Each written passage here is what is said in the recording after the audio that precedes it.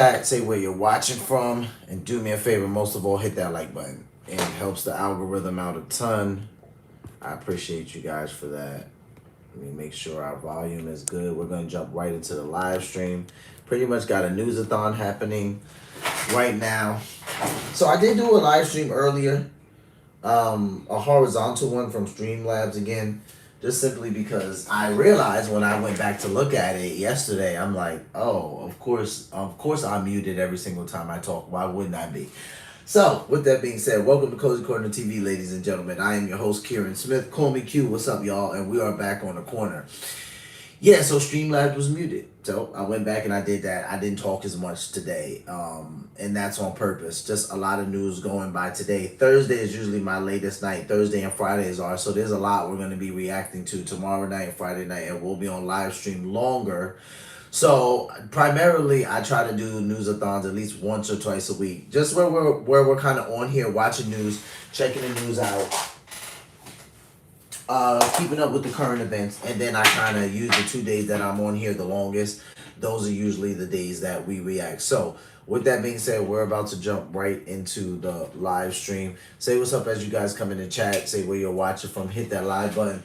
Let's go through what we got tonight. We got, first up, we have, shout out to NFL on ESPN, Stephen A. Smith. He said Jalen Hurts right now is number one. So we'll take a look at that by Stephen A. Smith. Shout out to Mr. Jalen Hurts. I'm actually a fan. Face the Nation cover. Trump reacts to Jimmy Kimmel's late night TV return. We'll take a look at that. We got Stephen A. Smith again. Straight shooter. My thoughts on Charlie Kirk's memorial service. Discourse. Jimmy Kimmel latest. And then some more. That's only about an 11-minute clip though. And then we got some cost of living crisis that are getting worse in 2025. And then we will take a look at a Jewish woman who saw Jesus. So without further ado, ladies and gentlemen, let's jump into the first clip of the live stream so we can get things going. We got Stephen A. Smith talking about Jalen Hurts being number one. Shout out to Mr. Jalen Hurts and the Philadelphia Eagles for taking the Super Bowl. Let me change all of this and we're going to get right into it. We go from the Giants now, but let's talk a little. Hurry. Let me turn this up a little bit. Let's do.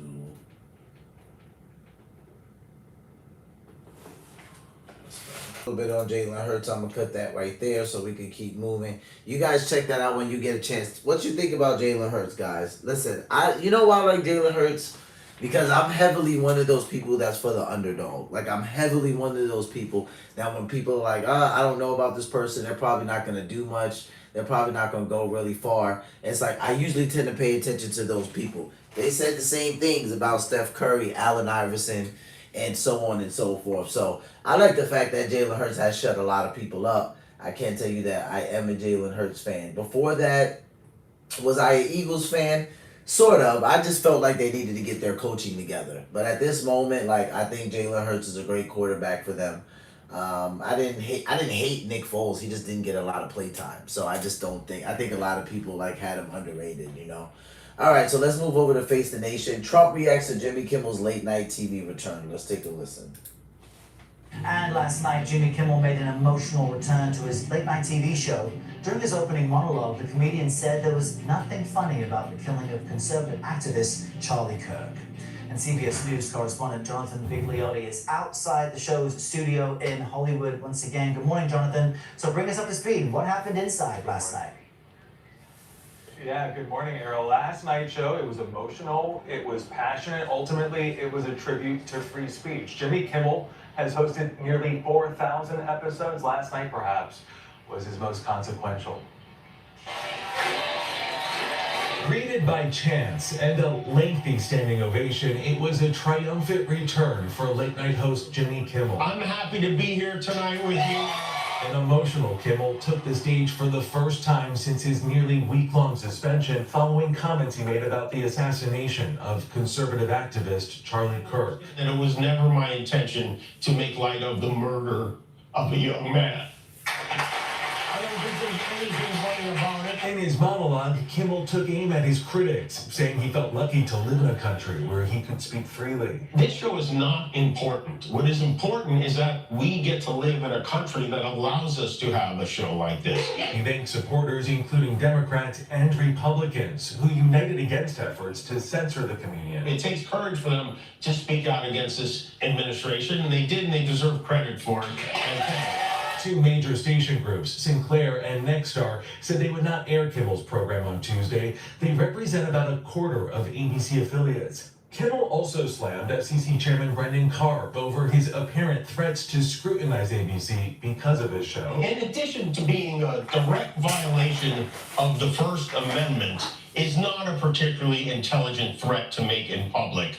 He really came out tonight and set a tone that was respectful, a little apologetic, but as irreverent as ever, because that's who Kimmel is. Entertainment Tonight host Kevin Frazier. He was tested not only by the network, by the affiliates, but also people in this country who were questioning him. And he stood 2 feet deep in the sand and said, "Here I am." Kimmel also had a little help from Robert De Niro, who channeled past roles to star as a new mafioso FCC chair. Speech, it ain't free no more. Right? Is that free no more? Yeah, we're charging by the word now.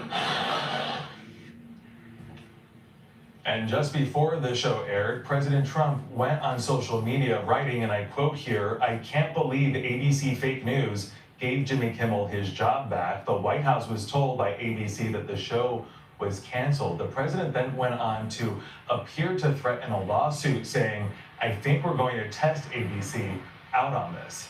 Errol? All right, Jonathan, thank you. Let's jump now to CBS News senior White House correspondent Weijia Zhang to pick up on that thread from Jonathan. Weijia, good morning. So President Kimmel claimed the president can't take a joke. He even called him a bully. And as we just heard there, Trump is now threatening legal action against ABC. Isn't there a bit of a risk here for the president of proving Kimmel's point and extending this controversy?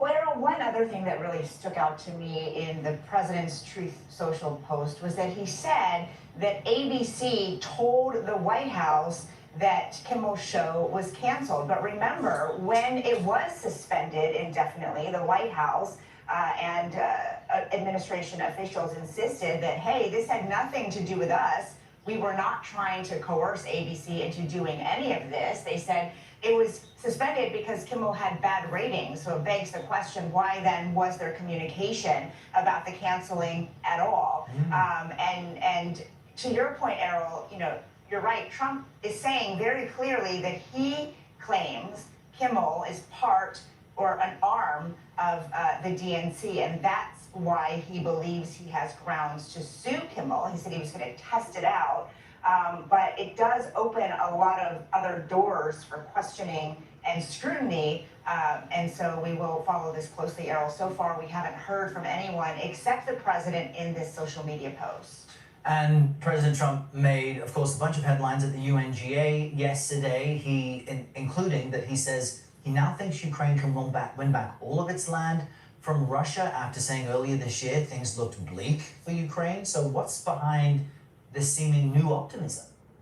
Well, we don't know the why, Errol, but we do know the what, and that is significant, at least in rhetoric, because there is no official change in U.S. policy. It's not like the president said that he was going to restore the amount of aid that America was providing to Ukraine over the past several years. But he did say that he believes Ukraine, with the support of the European Union, is in a position to fight and win all of Ukraine back in its original form, which is quite a departure from what Trump was saying earlier, just a few months ago, saying that Ukraine would probably have to cede some of the land that Russia has been occupying for the past 3 years or so.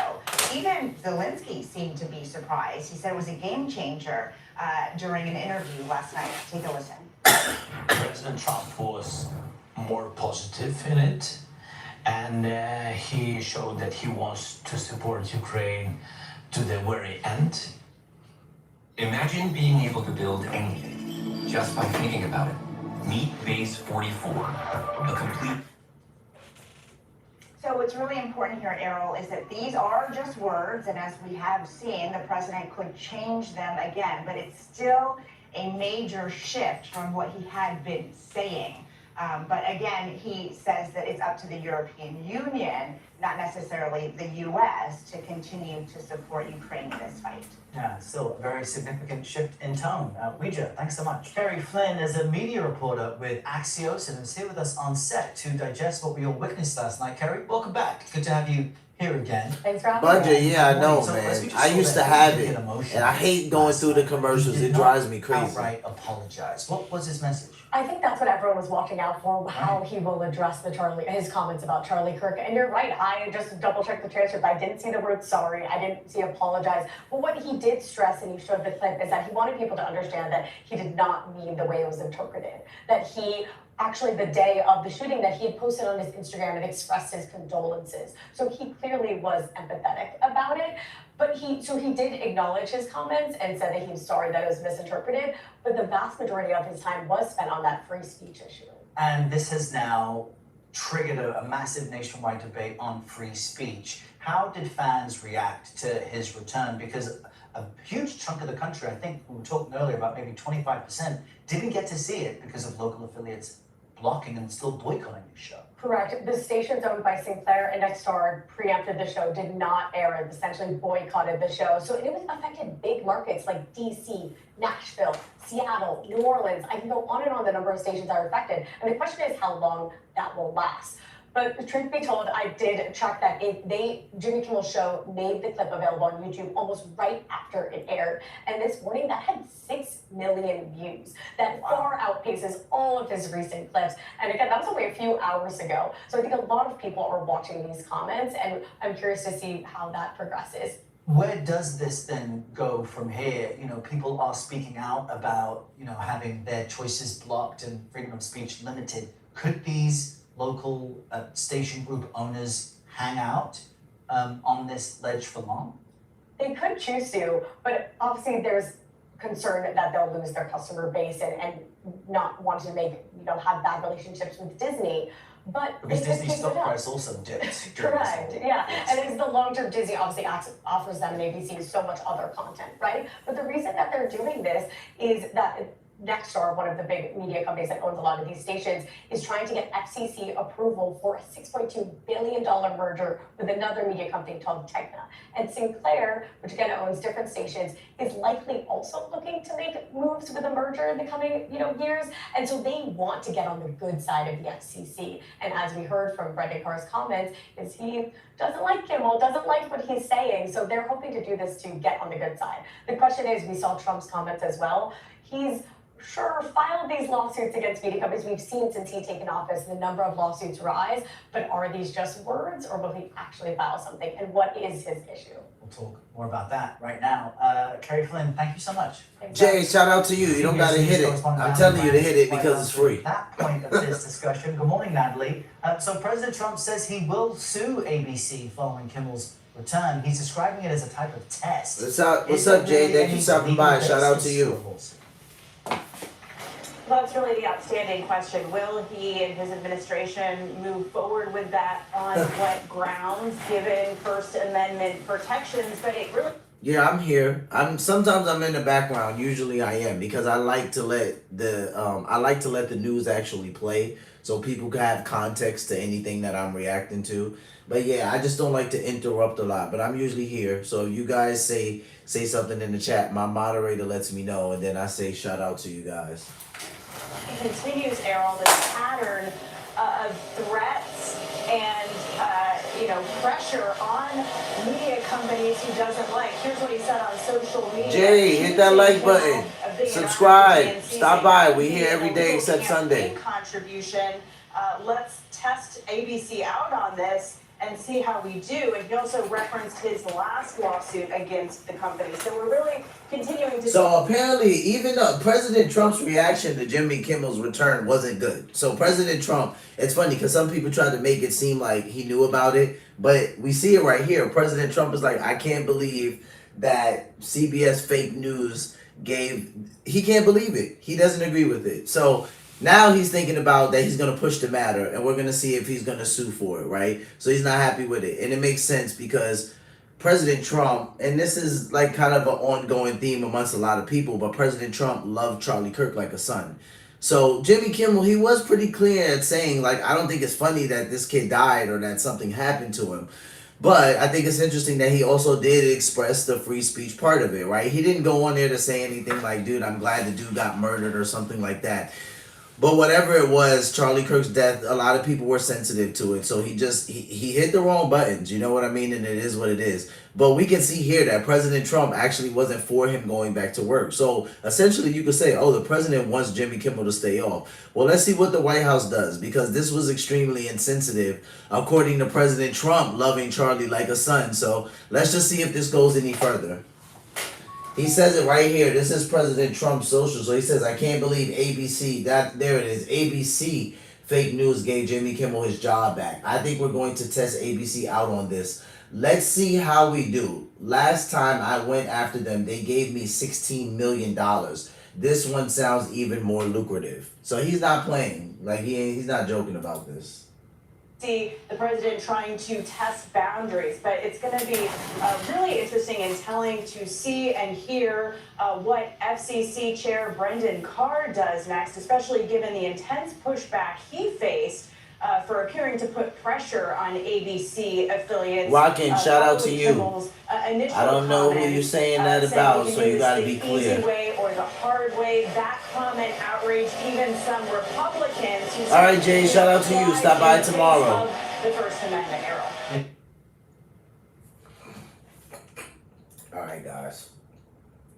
All right, so now we know President Trump's reaction to Jimmy Kimmel being back is, I can't believe ABC News gave him back his job. So he's not happy about this. So we're going to see what happens going forward with this. Again, President Trump loved Charlie Kirk like a son. And a lot of people were very sensitive to Charlie's death. So Jimmy Kimmel was one of the people that got, feet to the fire. So let's just see what happens going forward. Man, he's brash about it too. He says, listen, last time I did this, they gave me $16 million. This one sounds even more lucrative. I'm like, oh boy. All right, so next up we got Stephen A. Smith. My thoughts on Charlie Kirk's memorial service discourse, Jimmy Kimmel's latest, and more. Let's take a listen. What's up, everybody? It's your boy, Stephen A. Smith.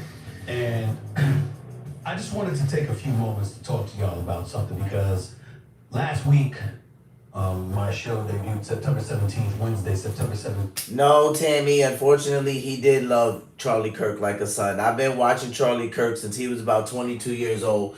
He's loved President Trump like a dad, and that was a relationship that is pretty congruent amongst people that were close to them. So, hey, listen, if you don't know what you're talking about, then you don't know what you're talking about. But please don't come on here like I don't know what I'm talking about, because I don't like to report fake news. I hate fake news. That actually is very true. President Trump did love Charlie Kirk like a son, and that was talked about a lot as soon as Charlie Kirk died. So, yeah, you can go fact check that yourself, though. Team, my show, Straight Shooter with Stephen A. on Sirius XM's POTUS Channel 124 debuted. And I can't tell y'all how excited I was to do that show. Thanks again to Governor Josh Shapiro of Pennsylvania for coming on the show. Thanks again to Governor Spencer Cox from Utah, Senator Lindsey Graham from South Carolina for coming on to the show. Yeah, Tammy, I did see it. 6 p.m. I know what you're talking about. Sirius XM, POTUS Radio, Channel 124. I'll have on the one and only Bill O'Reilly and Real Time's very own Bill Maher as well. So I'm looking forward to this show. And one of the reasons I'm looking forward to the show is because, you know what, it's not sports related. And as much as I love doing sports, as tireless as I am in doing sports, because it's my passion, it's what I love, my passion is never limited to one genre. It never has been. Throughout my life, people don't realize this. One time for South Carolina and from 843. I could do that. One time for South Carolina. Yo, I lived in Beaufort for some time. That was actually my first duty station. So my first duty station is where I went to boot camp at. I went to boot camp in Paris Island. So for those of you that know that, that's the Marine Corps boot camp that's in Beaufort. So, of course, I could say shout out to South Carolina one time. The Palmetto State. Bro, y'all bugs are disrespectful. Like, we have water bugs in New York, but when I got to Beaufort, especially from boot camp, and then that was my first duty station, I was like, yo, these things fly? Oh, man, the Palmetto State, y'all bugs are disrespectful. Destiny, shout out to you, who, what Tammy thinks ignorant woman. Hey, Destiny, everybody has their own opinion. Actions speak louder than words. Everybody has their own opinion. It doesn't bother me. I know what Tammy's talking about. You have some people that they're not all congruent on this. Some people think that President Trump didn't care too much about Charlie Kirk. Their relationship wasn't close. But if you guys listen to the time frame I'm saying that I've been watching him since he was 22, if you do the math, that would put Charlie in the year of about 2015, 2016. So it would have been right before he started helping President Trump run for the first time. And that's when a lot of people who didn't know too much about Charlie, if you hadn't already been watching him at the universities, which at this time it was funny because most of the time he would have a little card table that if it looked like a lot of people was there, it was his staff. It wasn't even a lot of students. But with time, it gained traction and people would start to show up. Kirk helped get Trump elected. Absolutely, Tammy. I will agree with you 100% on that. And I'll do you one better. If it wasn't for Charlie Kirk's Turning Point movement and the Joe Rogan podcast, I don't think it would have happened. We could even throw JD in there, right? Because I feel like JD was a little bit more of a fan favorite for some people because his movie. I had seen JD's movie. For this reason, I think he was resonating with the people a little bit more than Trump. He was a Marine, young guy, married, children. I think there was a package, Tammy, right? We got Charlie Kirk and Turning Point. We got the Joe Rogan podcast, one of the largest podcasts in the world that is heavily dominated by male listeners, right? And then we had JD. I think that trifecta right there is why President Trump got elected. Now, you can fight me on that, but if you just go back to November and you watch everything around that time frame, I'm pretty sure that's the trifecta that did the job. Outside of the Super Bowl itself, I've seen plenty of power banks over my 15 years of reviewing tech, but this Ridge one quickly became a favorite. So this, a 10,000. Hey guys, let me give you just real quick. If you see Streamlabs like put you in timeout or they like tell you to stop spamming, that's not me. And Streamlabs is one of my moderators. So if they see you guys like writing super long messages or they think that you're trying to spam the chat, so they'll like delete your message or like put you in timeout. So I don't want you guys to think that it's me doing that. It's just one of my moderators. And wireless charging. My Super Bowl was watching presidential debates. That's how much I love that stuff. I love talking about the real issues that affect everyday lives, the lives of everyday American citizens and beyond, the impact that it can have on all of us if we're willing to talk with one another and not be biased and partisan in every single damn thing where we're closed-minded and we don't want to listen to what the other side has to say. That is not what Straight Shooting with Stephen A is going to be about. Now you might ask, why am I sitting here right now in a football stadium, by the way, because I got some work to do later on this evening, talking to you about something like this. I'm going to tell you why. Because over the last week or so, a lot of heat has been coming in my direction because I had the temerity, the unmitigated gall, to sit back and... All right, Jay, shout out to you. Thanks for coming back. Folks were acting as if they were happy and in the celebratory... Tammy, take care. Shout out to you. Charlie Kirk was murdered. I'm going to reiterate what my position was again, and I'm going to do so unapologetically. Charlie Kirk was 31 years of age. He was a conservative pundit who ruffled a whole lot of feathers. He went from college campus to college campus, willing to debate against everybody. Destiny, shout out to you. I can see some of your messages. You have people from the black community, from the LGBTQ community, along with various other groups that were highly offended at some of the things that he said. And people were getting on me because... Bro, I'm stepping into this because he mentioned two communities I could talk to. The black Hispanic community the gay community because of how many friends, family members, and people I have in that community. Dude, all these people that were highly offended by some of the stuff that Charlie Kirk said, they didn't even know some of the stuff that Charlie Kirk talked about. I'm going to tell you that right now. So if you're a black person in my chat and you want to go back and forth, I got time today, because I can promise you that you didn't have context to Charlie Kirk. Every time I see somebody say that Charlie Kirk is a racist, I'm literally like, did these people even watch this dude? You cannot take 5-second clips of him talking to a black person and saying something for like 4 seconds and being like, you see, he's a racist. You need this thing called context, which means you would have to go back and watch more than 7 seconds of it. And it's just, it's literally nauseating to me. It's to the point where it doesn't offend me. It doesn't bother me. It just shows the level of ignorance that I've had to deal with. Right? You literally have people jumping into my live stream that I paid tribute to Charlie Kirk for 4 days straight. They're jumping in my live stream like, oh, you're so stupid. You didn't know Charlie Kirk was racist. I'm like, no, you're an idiot, and you shouldn't be in my live stream because you didn't know that Charlie Kirk was a racist. So all of those people that Stephen A. Smith just named, I've been on plenty of their channels. I played some of their content when they're like, oh, he said this, and some people were offended by that. I'm like, the people didn't watch it. They watched clip. They watched bites, and they said to themselves, oh, this is my opinion about Charlie Kirk. I watched the dude since he was 22 years old. The guy was not a racist dude. He had black friends. He had friends from all walks of life. He had black people on his channel introducing their products. Like, I played all of this stuff when I did my tribute to him. So those people that Stephen A. Smith are talking about, very ill-informed.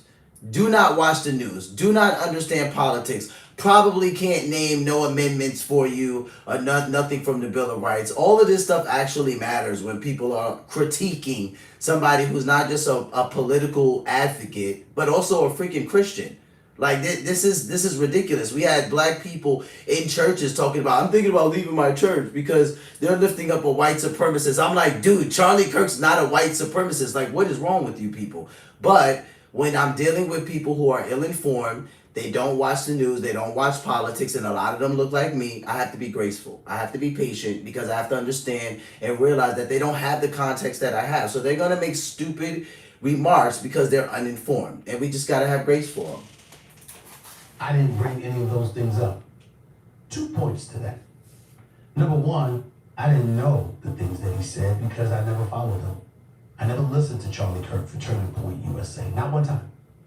I saw his face on a few occasions, particularly when he was around President Trump. I saw him when I was watching the Republican National Convention, but I didn't listen to his speech. I never listened to him on college campuses or the verbiage that came out of his mouth. And most people didn't. I know a lot of younger people listen to Charlie. Now, Charlie Kirk's a millennial, like by birth, right? So the millennials are my generation. He's a younger millennial than me. He's closer to the age of my wife.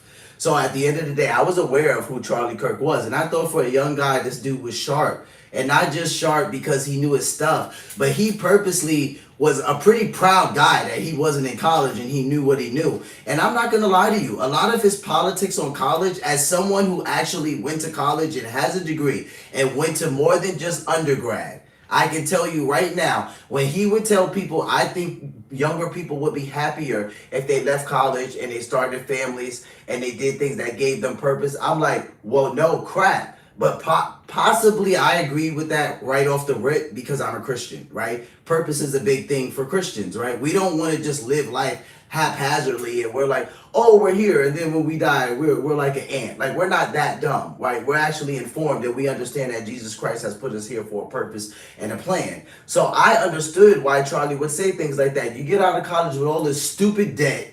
Most of the time you're going to get a job where you can't pay the stupid debt back that fast. Then you're miserable the first couple of years. You and your freaking wife or your husband can't even enjoy each other because you're pissed off about paying back your college tuition. So there was a lot of things that Charlie said that I agreed with being an older millennial. I was older than Charlie, right? Almost by 10 years. So when I would listen to the guy talk, I would say, dude, there's something to what this guy's saying. Like, he's a smart individual. Like, he's really got his stuff figured out. And I liked that the kids in the universities were listening to him, because all you do is go to the freaking universities and get indoctrinated with all the crazy far left liberal stupidness that they put in your head. You can come from a conservative Christian home and you're going to go into a university and your parents are going to be like, what the hell are you smoking over there? That's what literally that's what they're going to look at you like, because they're just going to try to indoctrinate you in there.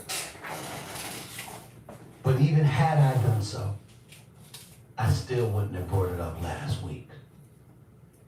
The man was murdered. Somebody from 200 yards away pierced a bullet through his neck. We saw it live streamed. His body jolted, then collapsed, and blood come pouring out of the left side of his neck. Come on, Charlie. You should who don't. So, pun intended. Come on, Charlie. Is that what empty means? I like that name. Ketanji Jackson. He described her as an unqualified DEI hire. You defend that? Okay. I'm gonna hurt your feelings. Only if you're sensitive about it. The only reason why I could defend it is because she said it. That's a stupid thing to say. That's a dumb thing to say. Now, you have people saying things like, oh, well, and this is a close friend of mine, right? They're like, oh, well, I just don't agree with, some of Charlie's outlook on this, because he feels like if someone is a DEI hire that they had to do something special to get hired. Like, they didn't have to take some of the same tests, or they didn't have to take, some of the same steps, route, pathway, whatever have you, right? And I said to him, they didn't. Now, just so you guys have some context to this, my friend is a Caucasian male who I'm talking to at this point. So he is defending DEI while I am telling him DEI is stupid. Literally, he's defending it. So he would say something like, yeah, but that doesn't make sense, because let's talk about pilots, right? Like, the black pilots still had to take the same test as the white pilots, right? It's not like they didn't have to take a test at all. So why is he saying things like that? Okay, great. I'm glad you asked, because I think that Charlie's example about the NBA is masterful, but people are just freaking weird when they want to be right. He literally said the NBA is Charlie's numbers were 70, I think he said 75% black, right? So the numbers are 70 and 80%. He's somewhere in the middle of that. The NBA is about 80% black, right? He says, so let's say that the far left crazies say, you know what? We want to make sure by this time next year, the NBA is 80% white.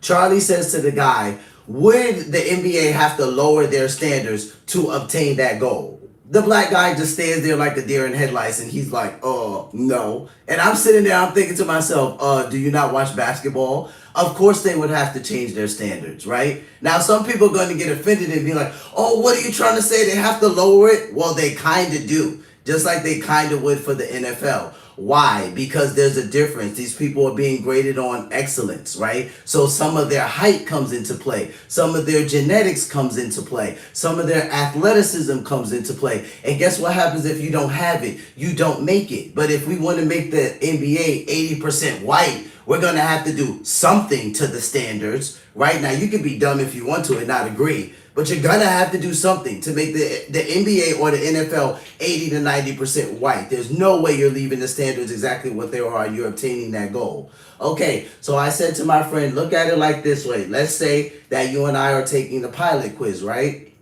DEI standards in place. They're on lock in this company, right? We both have to take the same test, but could there be a possibility? And I said that in this way because I just wanted my friend to think. I wasn't trying to argue with him. I just said, could it be possible that we both will take the same exam?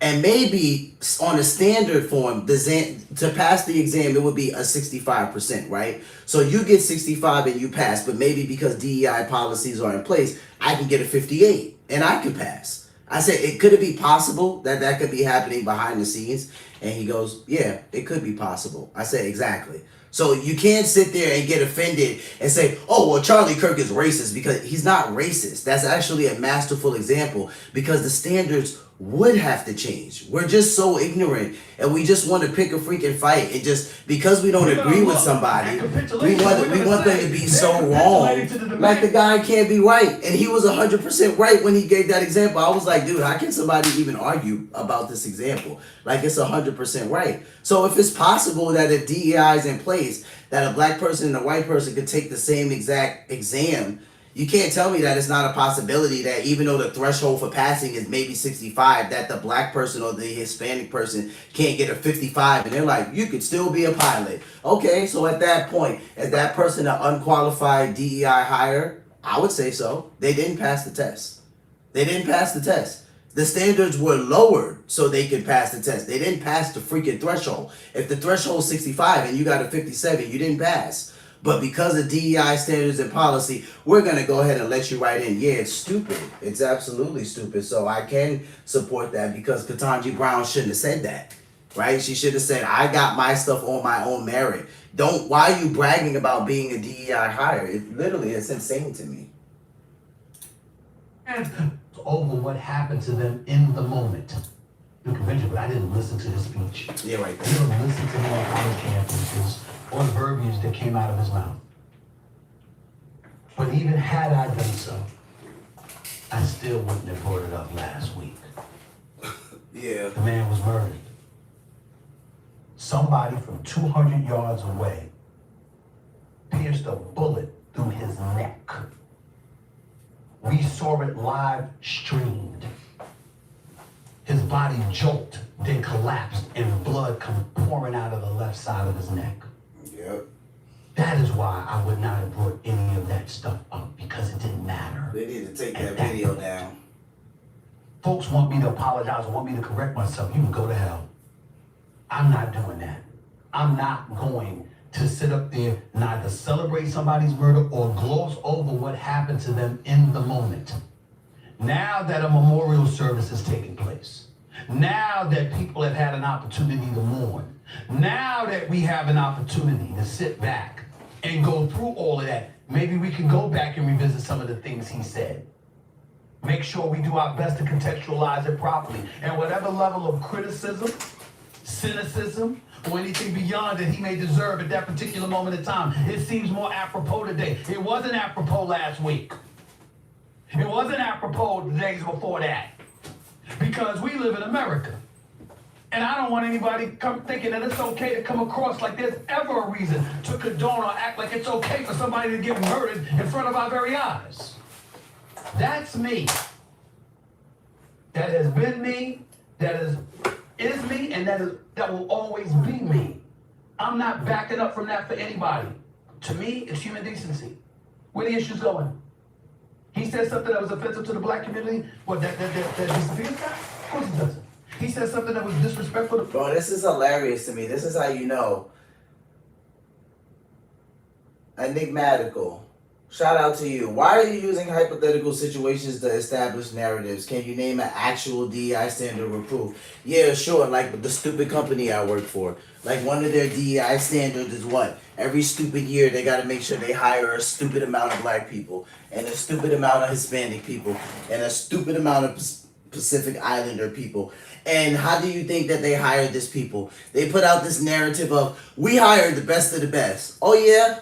Do you really now? When you're trying to reach a stupid quota, you sure that's what you're doing? Because I've been at my company almost 7 years, and I can tell you right now, when they're trying to reach that stupid quota, they're actually not hiring the best of the best. They've hired some freaking tyrannical people that their average time there is 2 years. They come in there and they're harassing all the people that have been there long enough because my company has to meet their DEI protocol for how many black people they need to hire and how many Asian people. And they come in like freaking tyrants. They don't want to do their job, right? They want everyone else to be at their beck and call. They want to come in and try to boss around black people that have been there longer, white people that have been there longer, because these are stupid DEI protocols. These people are not actually good hires. They're there because we need to hire 7 black people, and we're going to get 7 black people in here, and we need to hire 8 Hawaiian people, and we're going to get all 8 of them in here. You know what? They're not all good quality. So that's actually a real standard that I deal with at my job. So please,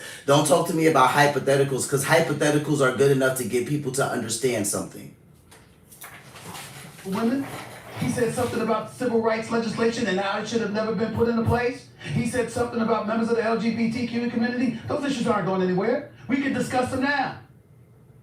We didn't have to discuss them then. It was a week ago. It's wrong to want to give a family an come on, people. Like, I love when you guys interact like this. Cheesecake Man, shout out to you. My wife loves cheesecake. I like your name. I don't believe that about black or white pilots. Black people can fly planes too. We saved World War II. Absolutely, that's a fact, Jack. Like, that's a fact. Shout out to New York Dad. I wouldn't take away from that. I know that black pilots can fly. I didn't ask my friend that. I didn't ask him that. He made it seem like Charlie Kirk did not have a point. That if someone wants to take an institution that is predominantly one color and they want to change it, they want to implement dramatic change, that they would not have to do something to the standards. And he could not accept this. He could not. He said, I don't understand why he would have that outlook. Both pilots would have to take the test. I didn't say that the black pilot would not have to take the test. I told my friend, could it be possible that the black pilot could get a lower score and still get the job because of DEI policies? And my friend said, yes, that could be possible, because it is possible. That's how the freaking thing works. If the threshold to pass for a pilot is 75 and DEI policies are in place for your blacks, Hispanic, and minorities, and they want to get us up in there, they're not going to make us get a 75. Like, there's no way that you guys are in La La Land like that. I promise you that you could get a 68 and still get the job. And if you don't think that, then you don't understand DEI policies. Opportunity to mourn? Think about what you're saying. So this is one of the issues that I will tackle this coming Wednesday. I'm also going to tackle issues pertaining to President Donald Trump and the difference between his verbiage and that of Charlie Kirk's wife. We're going to have a conversation about leadership in this country, or lack thereof. We're going to talk about galvanization compared to polarization. And by the way, where that might not have that much of an effect on a politician, what about the effect it has on us as American citizens who might be black, who might be white, who might be Jewish, who might be Catholic, who might be Christian? Yeah, Nick, I agree with you there. Like, I don't think you're wrong there at all. I do think that DEI intends to help compensate for that. I just think that in the midst of that, like, dude, too much of anything is bad. I don't think that DEI, the birth of it was horrible, right? I think much of it was probably initially intended to be what MLK said, and we've had plenty of white people, including Charlie Kirk, say that, shout out to Coleman Hughes, that Martin Luther King talked about a colorblind nation. I do think that that's what DEI was meant to be. But it becomes a problem when you're literally pushing out qualified white candidates because you want to get black people in there. I'm trying to tell you that this thing is a problem. They took it and they made it toxic. They took it and they made it poisonous. It might have started out well and it might have had good intentions. Probably, but it's not that now. It's not that at all at this point. Who might be Muslim. We're the ones that got to live together. Do you want to know the cheapest time to replace your air conditioning or heating system? It's when it's not too hot. It's wrong and it's a crime to want a lawful society where we keep chaos and mayhem at a minimum, where we're not acting like we resemble a third world country in terms of our attitude. That's wrong. I don't believe it is. We're going to talk about that this coming Wednesday. We're also going to talk about Jimmy Kimmel, too. Freedom of speech and rights. I'm aware 400 celebrities signing their signatures, expressing their concerns about freedom of speech before, in light of ABC pulling them off the airwaves, we're going to ignore the fact that local affiliates from Nexstar and Sinclair did that, right? We're going to just put it all on a big conglomerate, right? We're going to look at capitulation and we're going to say they're capitulating to the demands of the president who forced the FCC chairman to come out and speak and sound, to quote Senator Ted Cruz, like a mafioso, talking about we can do this the easy way, we can do this the hard way. We're going to point to all of that, right? But then we're going to point to the network. And we're not going to take into account the possibility that there are other things that could have contributed to it that have nothing to do with the heavy hand of government. Trump opening his mouth and saying what he said is a problem. Giving the kind of indications that he's been giving is a problem. discuss that. But we could also discuss the viability of it actually really happening. That being the actual cause. And whether or not he's the problem, or is it 100 representatives, or the majority of them, 100 senators, 435 representatives, that are not displaying the kind of spine necessary to help eradicate notions of authoritarianism and things of that ilk taking over our country. You wanted my attention, you got it. Nobody's running. Nobody. Come on, Enigma. Come on, buddy. That Tesco hypothetical, you keep drum has no basis in reality. Okay, well, you don't have to buy it. I'm not actually trying to convince you to buy it. I just know that what I'm saying is true, and I know that if the NBA ever wanted to go 90% white, and you think that they're not going to drop their standards, you're insane. So you hope the money I'm making is good. First of all, I don't make money off of YouTube, my guy. I actually have a real job and I get paid well. YouTube's more like a hobby for me. And selling my soul, I couldn't sell my soul if I wanted to because it belongs to God. I'm actually a Christian. So you can keep that BS to yourself. If just because you don't agree with me, then you don't have to agree with me. But don't talk about selling my soul and you hope I'm making good money for propaganda. You don't know me, bro. I don't have to agree with you and you don't have to agree with me. But I can promise you this, I ain't selling my soul to nobody.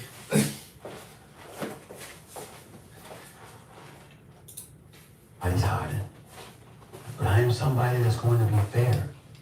Even when I disagree with you. Even if I don't like you. That's what I'm saying, Stephen Like A. what you have to say.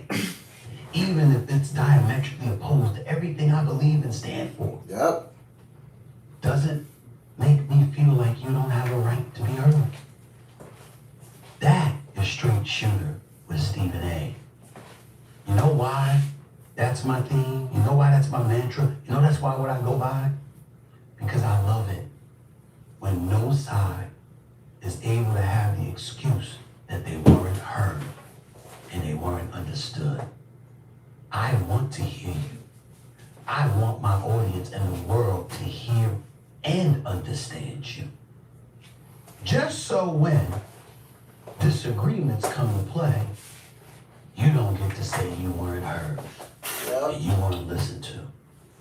Because if you really, really think about it, one of the biggest problems historically we have had in this country is when people feel they weren't heard, that they were ignored.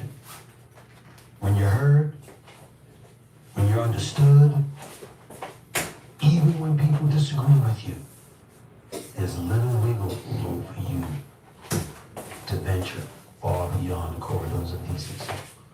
Because you don't have the excuse of saying that you weren't heard. That's straight shooter with Stephen A. I would tell you it's coming, but I'd be wrong. It's already arrived. And it's here. And it's coming even more. See you Wednesday, 6 p.m. Eastern Standard Time. Over here was the Sirius XM, POTUS Radio, Channel 120. Yeah, shout out to Stephen A. Smith. Yeah, I appreciate his thoughts on Charlie Kirk. You know, like he said, he didn't pay much attention to him, and he didn't agree with everything that he said, but he still didn't feel like he needed to die for it. Which I'm like, dude, anybody that had that type of mindset, I don't know what's wrong with you. Like the level of offense in your spirit, you need to have yourself checked. Because if you literally feel like, oh, the way I can shut this person off is the way I can shut this person up is I can just off them. Yeah, like you're not okay. Like I don't know if you know that, but you're just not okay. You're that offended that someone said something that you're like, I have to take them off the planet. That's just not normal. But we're gonna switch gears now, guys. So shout out to Stephen A. Smith for just giving his 2 cents in that. He did get a chance to talk about the service, what President Trump said, what Erica said. So, you know, I think he had like pretty much a fair view. Because he's saying, listen, a lot of people might not agree with Charlie, a lot of people might not have liked it, but the man shouldn't die just because he has opposing views. And I totally agree with that. I think that that's insane. So let's take a look at now some cost of living crisis that are worse than what we think. And this is in 2025. A lot of people are having a hard time affording things, guys. So let's take a look at some of this. So a quick question, how are we affording to buy clothes. This is how much we spend in a month living in Raleigh, North Carolina. I just need somebody else to tell me that they're living paycheck to paycheck. So now that we're nearing the end of 2025, which alone is a pretty Shout out to crazy Zach thing to say, Rios. it feels like this year has gone by very quickly. I thought we should take a look at some people dealing with the high cost of living. Because basically nothing has changed ever since I started making videos on this channel. We just have statistics and reports coming out non-stop that everything is increasing in price, while simultaneously the US dollar is going down in value. We are going to go over a lot: housing prices, rent, car prices, groceries, salaries, really anything that you could think of, along with comments from you guys from previous videos. So if you want to be featured on a future video, leave in the comments down below. So let's just start off with a clip that echoes what a lot of people are feeling right now. I'm about to lose everything, and I don't know what else to do besides come up here and vent, because I'm at wit's end. For like over half a year, maybe a year now, I have been struggling to pay all my bills on time. And when I first moved into this apartment 5 years ago, that wasn't an issue at all.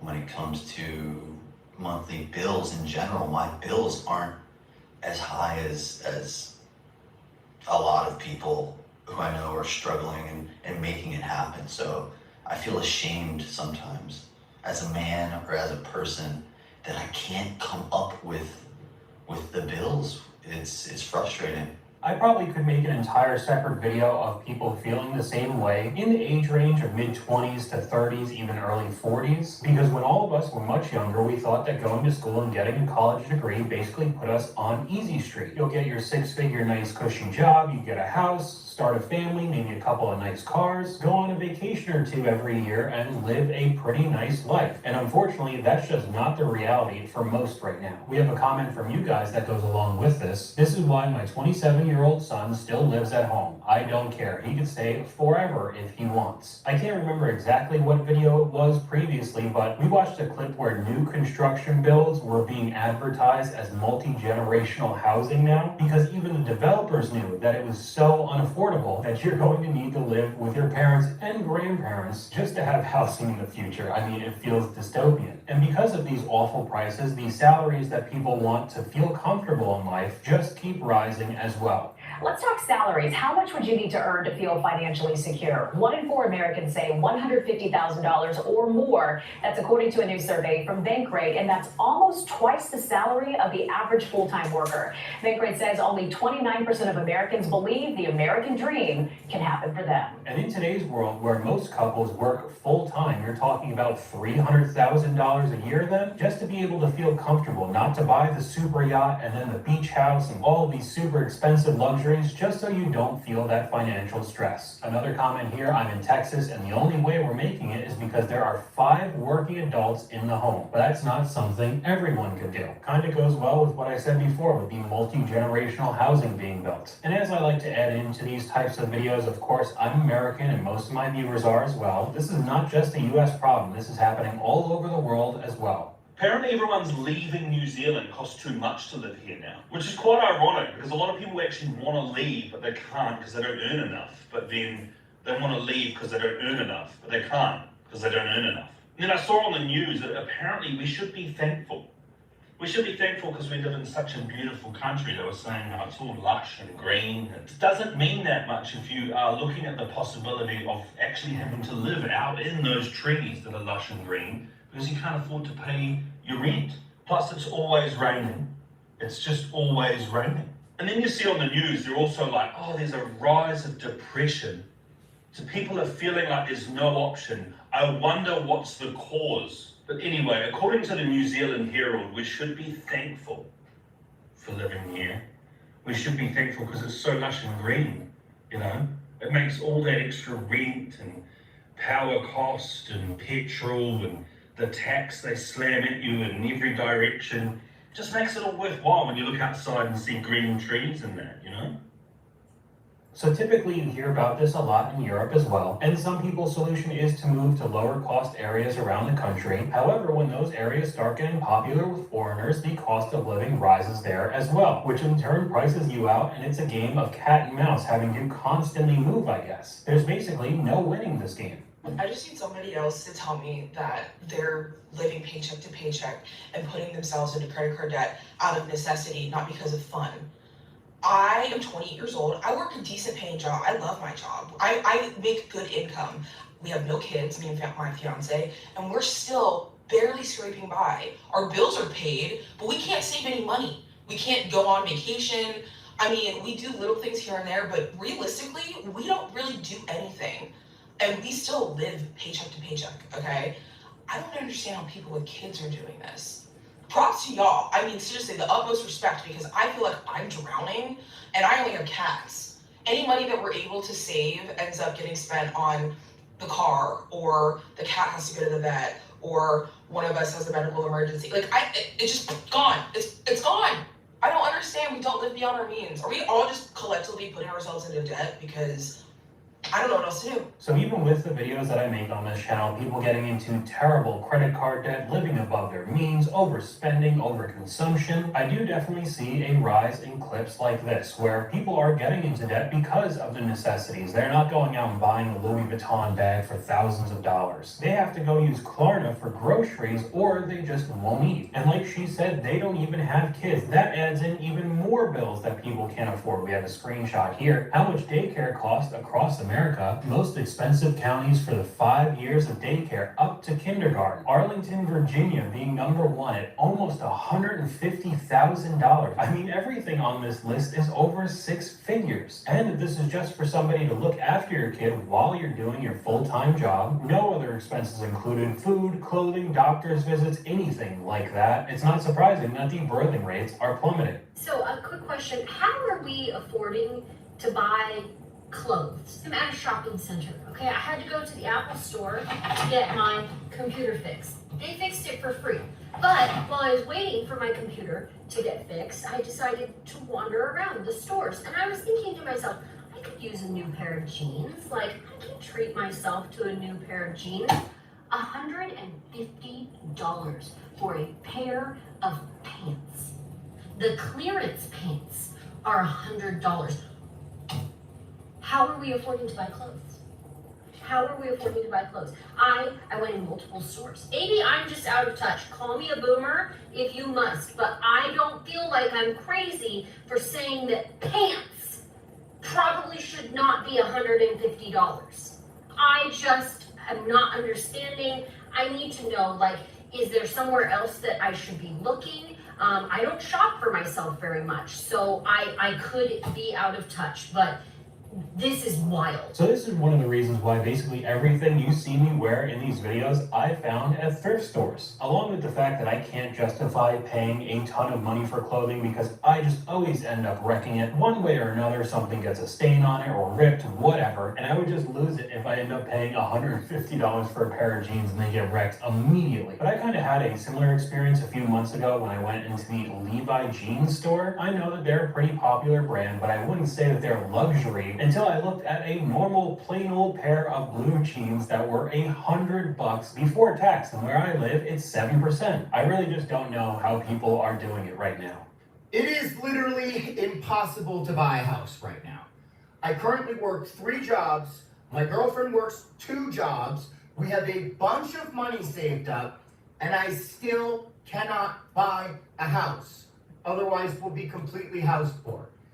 I am so sick of this. I'm so tired of it.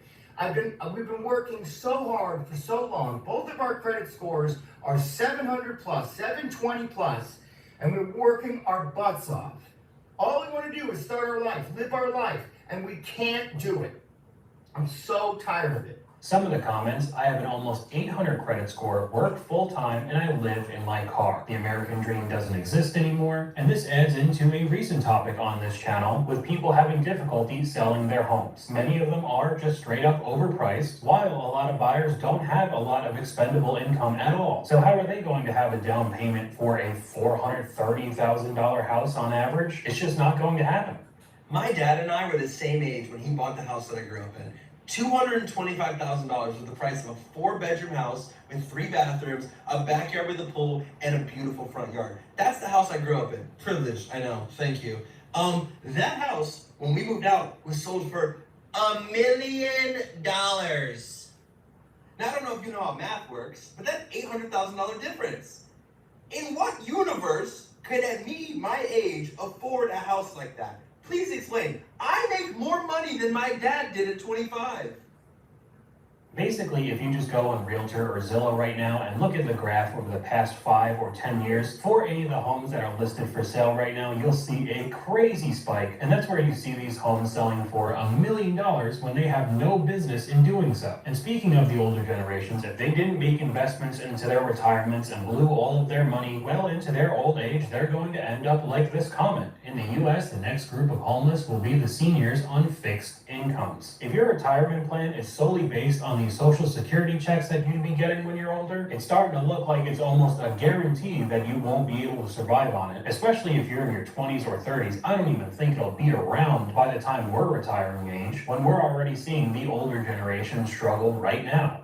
I just got the updated lease offer from my landlord and they want to charge me $200 more a month now. So $2,180. When I moved in, it was $1,695 4 years ago. I moved into my apartment 5 years ago. The rent was $730. This year, my new lease is $1,205. Same old stove and fridge. It's ridiculous. And I bet there's absolutely no upgrades that have been done either. And there's a comment from somebody who's a homeowner. Property taxes. I'm a homeowner and my property taxes increased $200 a month and insurance was another $125 increase. So you're just going to get hit left and right. It doesn't matter if you rent or own. Everything is just more expensive. We have a screenshot here. You want to hear something crazy? Our homeowners insurance premium went up because we don't have a mortgage. That's right, our house is paid off and we're being penalized for not having a mortgage. You can't make this up. If there is some way to charge somebody for anything in this world now, you better believe it's going to happen. That's it. I know I'm no longer gonna pay. Like, I like the smell of a money more than I like the smell of a new car. So I was just watching this Consumer Reports that's saying that the car market is starting to get donkey, as if we didn't hemorrhage enough with like the housing and the rent and the groceries and just pretty much everything. Now cars are getting ready to take a hit. And they're saying car payments can be up to as much as $1,000 a month. And I'm not talking like for the Escalade and the Lamborghinis. Ridiculous. I'm talking the basic car. No, sir. You will never see me paying $1,000 a month. As a matter of fact, I am pissed that I was even paying $500 a month for this car. And I will tell you right now, this will be the first car that I have owned outright.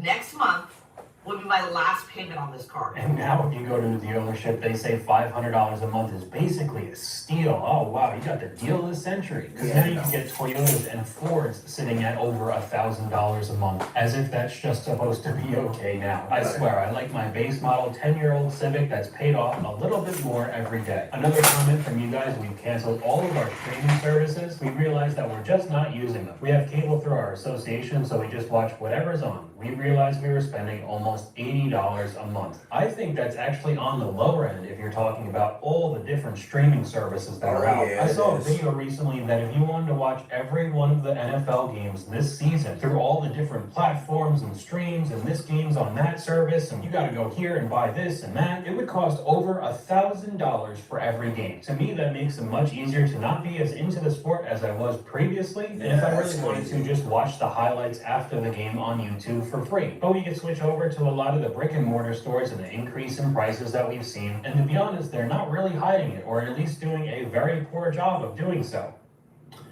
I'm at Kohl's, and the sticker price changing is going on here, just like it has at Walmart, Target, At Home, all the retailers. Here's a lamp for $89.99. A $30 difference. But don't worry, It's on sale. It's $9 off. Now, like he said, basically every store is doing this right now. We have a clip up on screen showing all the Target price increases. Walmart's doing it as well. A lot of the clothing that has all the tags and the original prices have been ripped off. And it really seems to only be getting worse. And we have a comment that goes along with this from you guys. Always check your receipt at Walmart. I bought bathroom slippers yesterday and the tag said $14.99, but I was charged $17.99 plus $1.90 tax. When I pointed it out, the cashier was annoyed, called the manager, and also seemed irritated about fixing it. This happens too often. Always verify prices before paying. This is daylight robbery. I still remember clips of the chicken that you paid by pound being completely off compared to what you were actually paying for. I mean, Target doing similar things to what we just saw at Kohl's, being wildly more expensive, and then being on sale, it was a discount, and still costing more than what it originally was priced just a few months ago. And here's another clip up on screen of a restaurant that changed all of their prices to be higher, didn't even want to get new menus. They just put sticky notes over everything, and if you wanted to, you could see what the price was before. Doubled the prices but can't afford new menus. Interesting. 2 tortillas, meat and cheese for $15 is crazy. If I sit down in a restaurant and everything is relabeled on the menu, I'm leaving. I'm convinced that the dollar has collapsed and we're in another depression. And we can go over to another screenshot with some fast food, McDonald's, Taco Bell, and Chick-fil-A, with all of the price increases just from the end of 2019, right before COVID. Yeah, if I went in a restaurant and their menu was relabeled like that, I would be 80, too. 60, 215%. Taco Bell as well, some of them over 100%. Most of the Chick-fil-A items, again, 80% increase, making eating out at all a lot less appealing. So up next, we're going to be going over this creator's entire cost of living in North Carolina. You're not gonna believe what happened. Tell me everything. I'll show you. OMD.com. So I started the biggest. This is how much we spend in a month living in Raleigh, North Carolina. Mortgage and property taxes, $2,700 a month. And keep in mind, we live deep into the suburbs, and we built in 2019 when the house prices and the interest rates were half of what they are today. So that would actually be double today, which is insane. Utilities are going to be between $500 and $800 a month, but that does include cell phone, internet, gas, electric, everything. But in the summer months, that electric bill gets pretty steep. Cars, $0, both are paid off, but for gas, about $200 a month. Groceries, my favorite, are between $1,000 and $1,300 a month, but keep in mind, we do not eat out at all unless it is a special occasion, so we eat almost all of our meals here at home. That is for 2 adults, a toddler, and my little puppy dog gets some human food every now and again. So typically all of that is from Aldi, with 1 monthly trip to Costco and 1 monthly order from Thrive Market for our kid. Okay, so I don't think there's too much wrong about the beginning of it. He did what apparently everybody was supposed to do, buy a house before COVID. So even with the $2,700 being pretty steep, it would be a lot more right now in 2025. They have no car notes, all the cars are paid off. At least $1,000 a month in groceries seems like a ton, but he said that they go to Costco buying bulk and Aldi's, which is much cheaper than most of the other grocery stores. But we can keep going with this. And speaking of my beautiful puppy dog, Alfie, he runs us about $300 a month. I know that's ridiculous. He eats farmer's dog. It's very expensive. He's got to get groomed. I tell you, we should probably scale that one down a little bit, but he's our baby. And on the topic of baby, we do have a 5-month-old. So baby stuff will range us between $500 and $700 a month, from diapers and formula and wipes and whatever it is that babies need. My wife takes care of it, but I'd say it's worth it. Amazon, between $400 and $600 a month. I don't know what that is, but my wife does tell me that it's necessary. And next up is my very beautiful, very charming, very perfect wife. She runs, I would guesstimate, around $7,000 a month. That cannot be right. They're always listening, guys. We'll round down $700 a month. Haircuts, one of my favorites, about $250 a month. That is split almost dead evenly between Megan and myself. Okay, so we got a bunch of things that we've gone over previously. Having a pet is a lot more expensive than most people think. $300 a month for that dog alone. The haircuts as well, $125 a month each. There's a reason why I've learned to cut my own hair. The Amazon stuff and whatever the wifey thing means turns into about $1,300 a month, which is an extra $15,000 a year. So I feel like that could be shaved down overall, but we'll finish off with the total that they pay. Preschool and kids activities between $500 and $700 a month seems a little steep, but they gotta get an education. Subscriptions, I don't love this one, about $150 a month. That No, includes that's editing crazy. software, Netflix. No, that's I may crazy. Cancel most of the others, but there's just a lot of these subscription services that we could probably get rid of, but that's where we're at today. Cancel And all then of them. Finally, unexpected expenses, car expense, birthdays, holidays, gifts, donations, whatever it might be that month, between $300 and $500. That leaves us with a grand total of between $7,500 and $8,000 a month. So almost $8,000 a month when they've done some things that most people would say is the correct decision. No car payments, bought a house at the right time, 2019, shopping at Aldi and Costco instead of Whole Foods and other expensive places. But you're still talking about almost $100,000 a year in expenses. That just still seems wild to me. And on the same subject, there are still some clips that I see where I don't know if they're out of touch and they don't realize, but people are spending way more money than they should on things, making their life harder. I took my kids to lunch today. It was $186. $186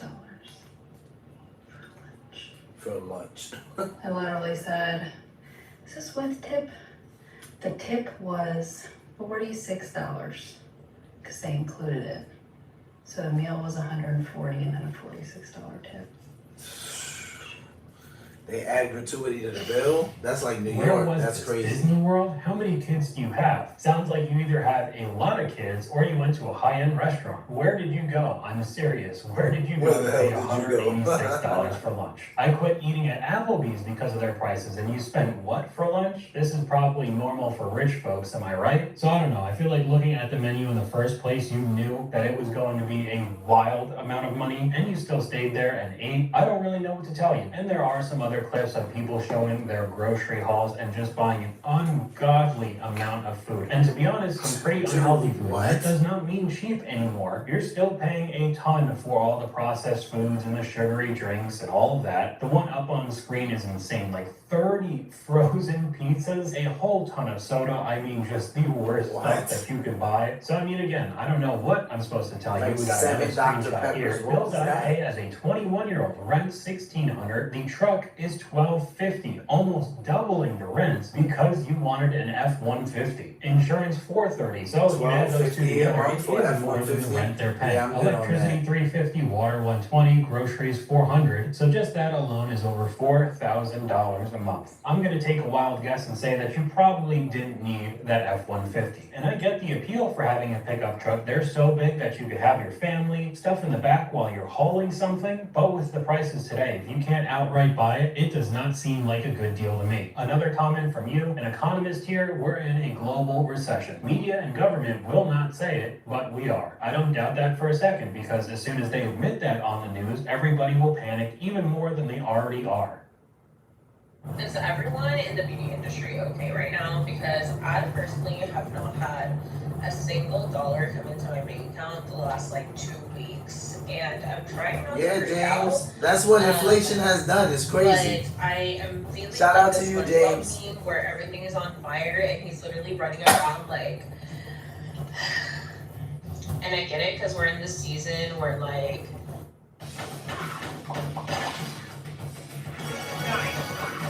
Not for y'all. The economy is garbage and people, you know, some people can't afford to spend $200, you know, and I get that.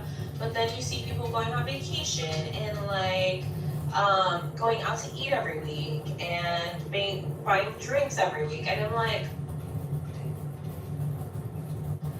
if anybody's feeling this way, what are you doing to help yourself? Because I'm at the point of exhaustion. Well, to be honest, a lot of those clips that you're seeing, especially from friends and family, are more than likely being put on credit cards. But we could go to some of the comments. Hair, lashes, facials, and nails are a luxury, not a necessity. People are struggling to pay the bills and put food on the table. The cost of living is impossible, and the beauty industry priced itself out of work. Speaking for myself, I learned to do most things beauty-wise for myself because the prices of hair, nails, lashes are ridiculous. People don't even have money for food. I left the industry 2 years years ago because I saw this coming. Everyone's business is running slow right now. I agree with that as well. Someone said the average millennial is 36 years old and has nothing to their name, and they're living basically paycheck to paycheck with roommates in their 30s, not married, no kids because they can't afford it. And in fact, what they do have is a bunch of debt. So their future self already knows that they're going to be broke, they're going to be poor. So we're essentially in a trap that we literally cannot get out of, no matter how much we work, no matter how many jobs we have.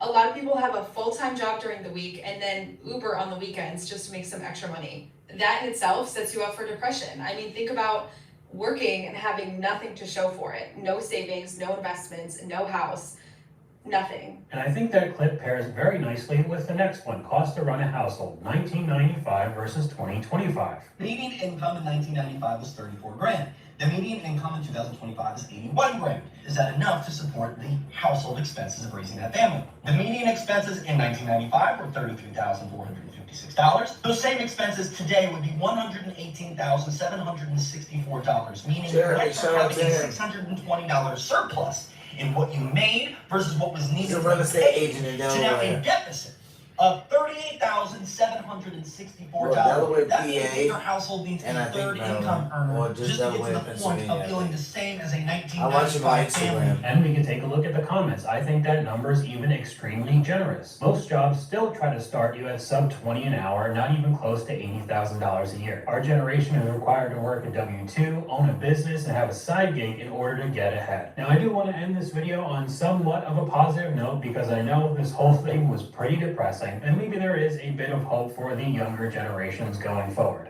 23-year-old Arvin Farshad set up a tax-free savings account after watching influencers talk about it online. They don't teach this type of stuff in school. They don't teach anything about TFSA or personal finances. Farshad is part of Gen Z, people currently between the ages of 13 and 29. 68% of Canadian Gen Zers are investing consistently each year, at least 5% more than any other age group, according to a TD Bank survey. Young Canadians are turning to investing in the face of skyrocketing housing prices and a tough job market.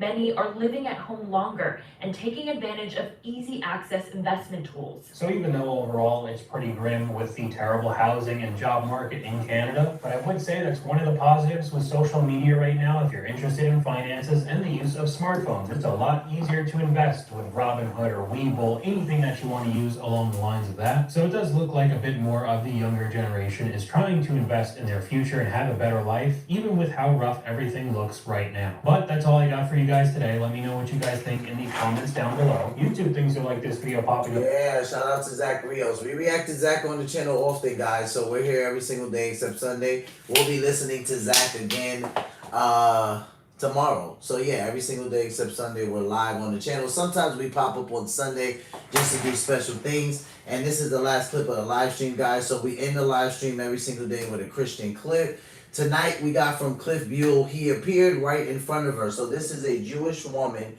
who is going to tell her testimony about seeing Jesus Christ. This Jewish woman saw Jesus. Watch this. I was in my bedroom, not sleeping, and I saw him. I had an open eye vision of the Jewish Jesus. I mean, he looked very Jewish to me. I've heard the word Jesus and Christ, and I thought, no, I'm not supposed to look into it. I'm Jewish. And I remember saying out loud, you know, God, if this Jesus is real, show me. But, you know, God in his brilliant way of doing things appeared to me in a way that I would not find threatening.